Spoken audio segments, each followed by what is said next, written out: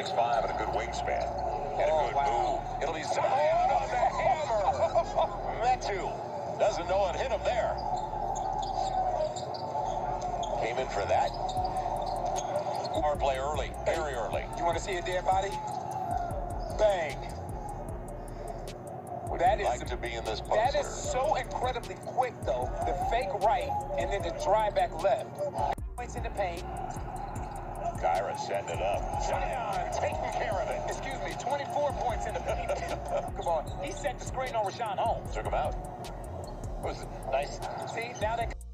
And he goes away from the pick. This is to pass and one. Yes. That's a good time cut. That's knowing your personnel. Knowing Zion's not going to stay out there and spot up the three. Knowing that he's going to come to you. That's good. That's a good, strong. What's going on, dudes and dudettes? Fresh out the shower.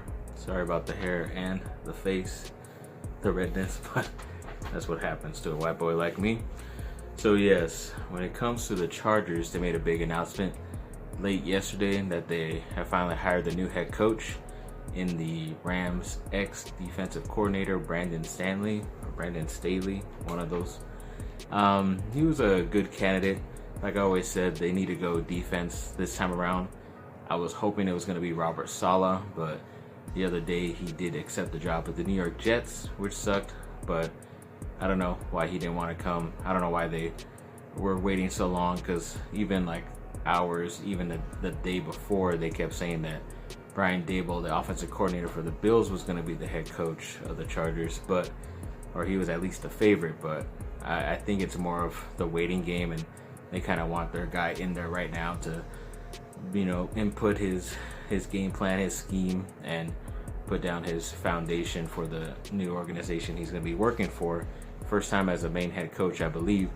And yeah, I mean, he's really excited. He says he's going to put something forward that Chargers fans can respect, and he was definitely one of the more sought out after guys. So I guess it's cool to have him. At least he took him away from the other LA team, and yeah, we'll see what he can do. Hopefully it's positive. Then 4-star Malik Agbo. He is a 2022 offensive lineman who has committed to the USC Trojans for next season, so that's pretty cool. I haven't heard much about him, but he's a 4-star, so he's at least talented. Then USC football finished number 21 in the final polls as of last year, so it's not too bad. And then when it comes to projecting for next year, they're pretty much in the top 15, top 17 projected on early standings, so that's okay, but hopefully they'll be able to move up a little bit more once they see what else they can get as far as transfers and anything else like that for USC. And then, yes, the USC basketball team beat UC Riverside the other day. It was a game they added on pretty late because of other cancellations that they threw in last week, but they were able to get the W in overtime. The Mobley brothers, Isaiah and Evan, did pretty well, and then it was actually Drew Peterson, the transfer from Rice, actually scored like the last 10 plus points or 8 something points like that in overtime, something crazy like that. So it's good to have him on the team. USC basketball has been doing a lot of good stuff with their transfers. They made a lot of good picks this year. I'm happy about that.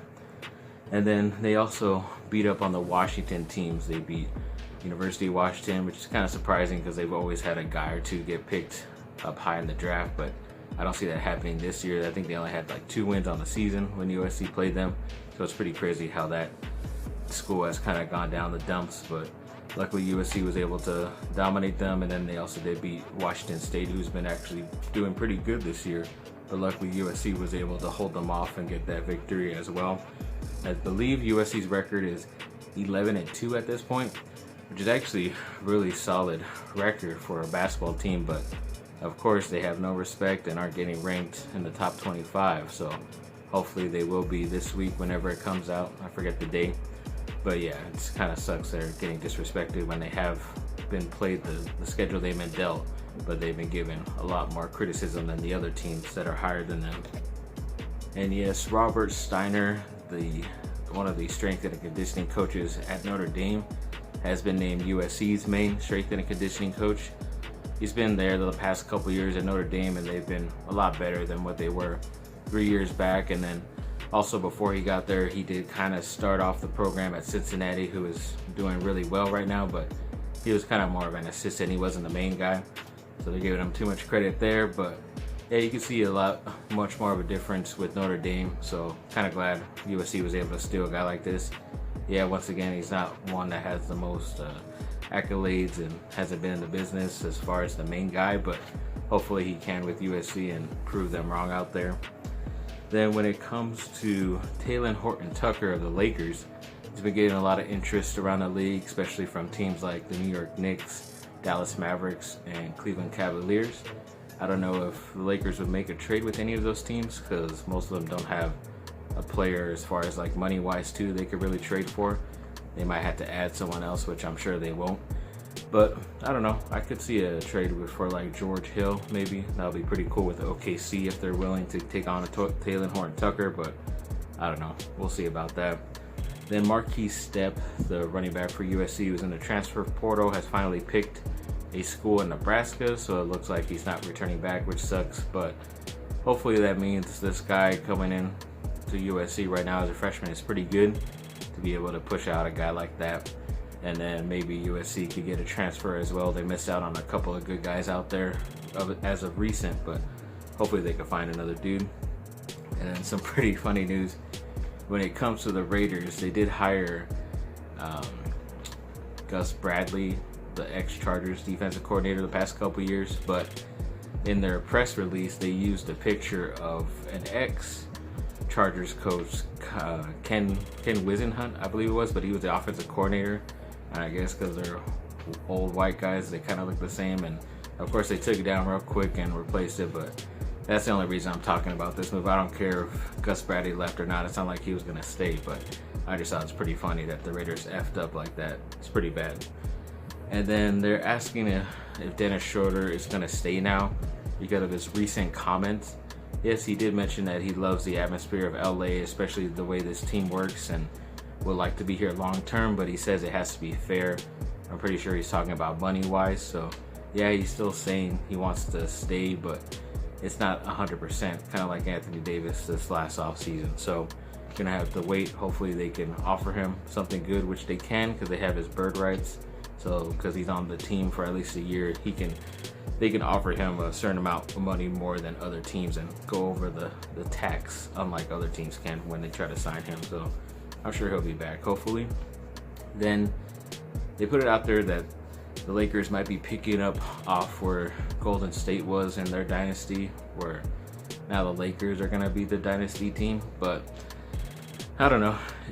I believe the Lakers have a chance just because of the type of players they have, and then once LeBron decides to leave, you could always get another player to pair along with Anthony Davis and prolong this dynasty. But when it comes to the Warriors, I wouldn't call it a dynasty. Yeah, you made it to a couple of straight finals in the Western Conference, but a lot of those are asterisks to me, like I've always said, just because most of them you either had help, and when LeBron and the Cavs were at full strength, you actually lost that year, especially when you were up 3-1, you blew that. And the other times you added a top 3 level player to your team, and he's basically the reason why you guys won that year, and you lost because 2 of those main guys got injured. So I don't know how much of a dynasty it really is, but it's something, but it's not much of a dynasty in my opinion.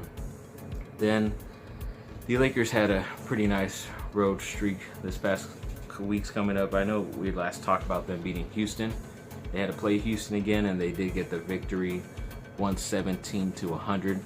Yes, LeBron had 26 points, a near triple-double again, but this game they just pretty much blew him out. Definitely close to 30 points the whole entire time, and it was pretty much the reason I think why James Harden was traded, because he said a lot of crazy crap after the game. And yeah, that big old demolishment, that's the main reason why he's not there, I believe.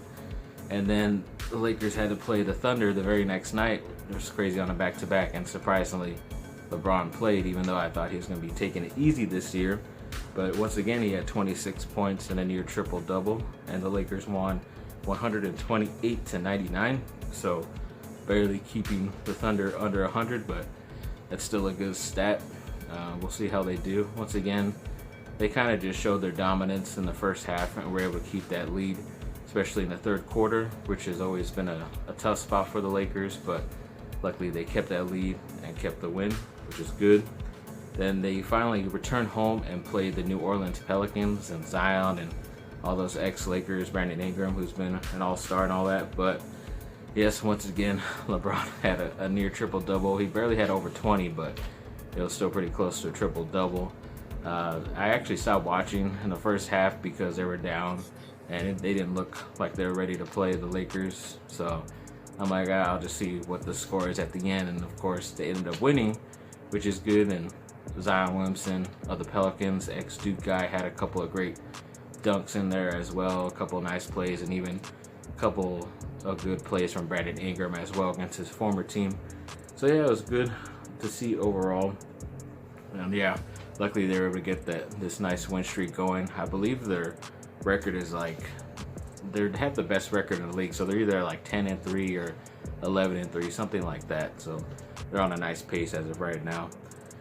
And to finish off this video, yes, there was some Black Panther 2 fan art that came out showing Killmonger, who is played by Michael B. Jordan, replacing Chadwick Boseman as the main Black Panther. He's being resurrected and he's there with Shari and all that stuff in the poster. But I've been saying that for a while, that should be the way they should go. And it would be pretty cool to respect Chadwick Boseman that way. I think he'd only respect someone like Michael B. Jordan to be able to play a type of version of Black Panther. I just don't know what they're gonna do.